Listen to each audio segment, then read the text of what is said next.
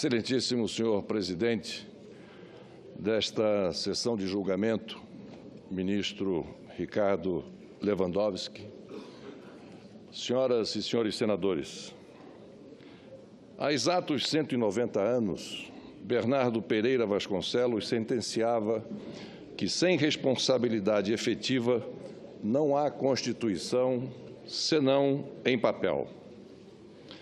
Com apenas 2 anos de vigência da nossa primeira Carta Magna, de 1824, o parlamentar já trazia à tona a importância da responsabilização constitucional de autoridades públicas. Cerca de um século depois, o ex-presidente Epitácio Pessoa dava luz a novo conceito. Para ele, a chamada pena de destituição também não é rigorosamente uma pena, mas uma medida de governo.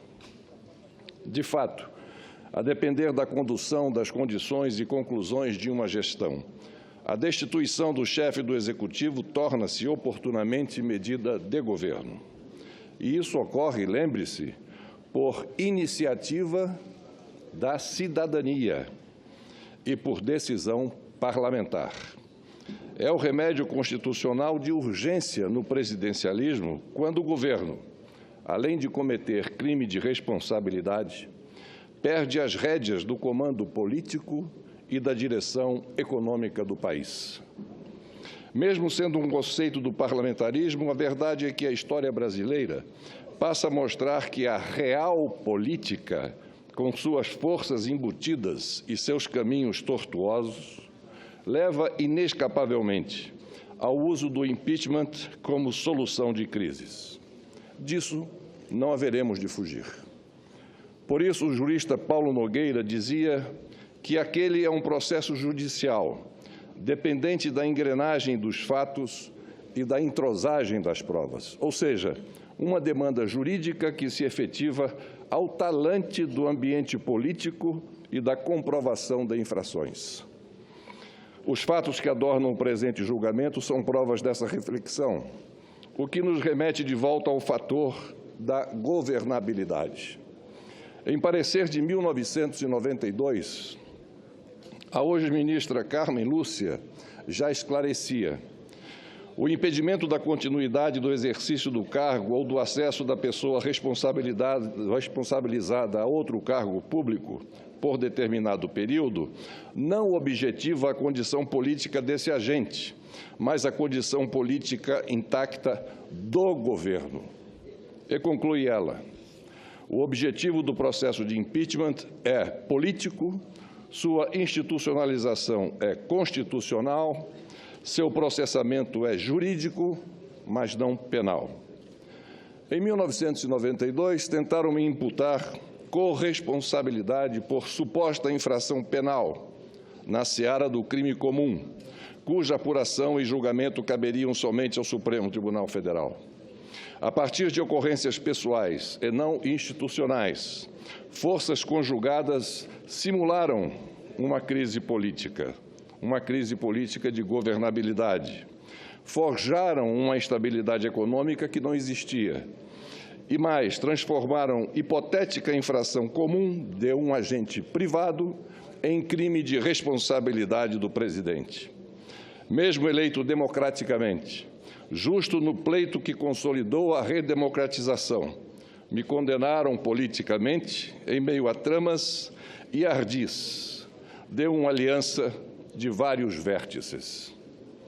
Mas, penalmente, da correta instância, me absolveu a Suprema Corte. Hoje, a situação é completamente diversa. Além da infração às normas orçamentárias e fiscais, com textual previsão na Constituição como crime de responsabilidade, o governo afastado transformou sua gestão numa tragédia anunciada. É o desfecho típico de governo que faz da cegueira econômica o seu calvário e da surdez política o seu cadafalso. Esse é um contexto que outrora até poderia ensejar um golpe de Estado clássico para solucionar em curto prazo uma aguda crise política. Não foi o caso. O golpe poderia ainda ser usado, na acepção do historiador Charles Killing, para quem os golpes surgem para travar as revoluções. Também não é o caso, já que para ele revolução produz transformações, mudanças na economia, na política, na sociedade, quebra paradigmas e agrega novos conceitos. É só perceptível quando analisamos o processo histórico. No livro O Golpe de 1992, o mesmo historiador esclarece: o presidente Fernando Collor, com singular coragem, criou ao redor de si uma legião de inimigos. Como em política se fazem aliados para se manter no poder, parece que Collor entrou mudando tal paradigma. Seu único aliado era o povo. Seu objetivo foi o de destruir instituições que se serviram das benesses do Estado. Num olhar atento, se percebe que o propósito era acabar com um Estado sexagenário para criar um novo Estado.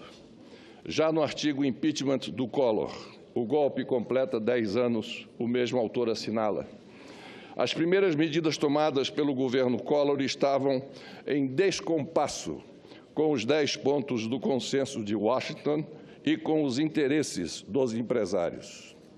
Tais medidas desagradaram sacralidades políticas, tecnocratas e burocratas, acentuando seu isolamento na presidência.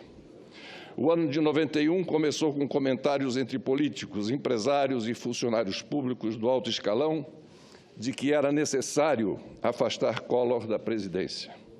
A opinião pública novamente teve seu juízo trabalhado e manipulado pela mídia. E conclui: tem muito para ser pesquisado sobre o período do impeachment do Collor. Porém, é o cientista e pesquisador que se aventurar em tal empreitada nos documentos da CPI encontrará várias lacunas, sequências documentais e processuais que não correspondem e a falta de outras. Parlamentares que organizaram os mesmos dizem que muitos documentos foram incinerados para não comprometerem sacralidades políticas e grupos hegemônicos. Senhor presidente, essa abordagem é comprovada por inúmeras matérias de jornais da época. Uma é a do jornal Zero Hora, de 3 de novembro de 91, portanto, bem antes dos fatos de 92 que culminaram com a minha renúncia. Em entrevista com um ex-presidente de partido, Orestes Quércia, a então jornalista e hoje senadora Ana Amélia questionou: fala-se muito na possibilidade de impeachment. Isso é viável ou apenas especulação? Respondeu Quércia: bom, eu acho que por enquanto não há condições. Tem muita gente que pensa nisso. Não acho que se deva excluir a possibilidade de fazer isso. Isto, senhor presidente, é uma comprovação, não uma versão. Encerro fazendo minhas, hoje, as palavras de 2 documentos daquele período. O primeiro diz: a constatação de que a crise que abala a nação não é, como se pretende insinuar, nem fantasiosa, nem orquestrada, porém originada do próprio Poder Executivo, que se torna, assim, o único responsável pela ingovernabilidade que ele mesmo criou e que tenta transferir para outros setores da sociedade. Trecho de nota assinada por várias entidades, entre elas MST, CUT, CGT, UNE e NESC, em 1º de julho de 92. Como disse, faço minhas hoje as palavras acima. O segundo documento diz: em todo o país, arautos do caos e da intranquilidade apregoam fórmulas construídas à margem da constitucionalidade do Estado de Direito. O país não vive, como alardeiam setores mais radicais, qualquer clima de golpe, até porque a nação não suporta mais tal prática. O que o povo brasileiro deseja e tem manifestado seguidamente é a decência e a firmeza traduzidas na transparência e probidade no trato da coisa pública. Trecho da nota da OAB, em 7 de agosto de 1992. Como disse, faço minhas hoje essas palavras. Ontem, senhor presidente, eram inúmeras as simulações. Hoje, inúmeras são as dissimulações. Era isso que eu tinha a dizer. Muito obrigado.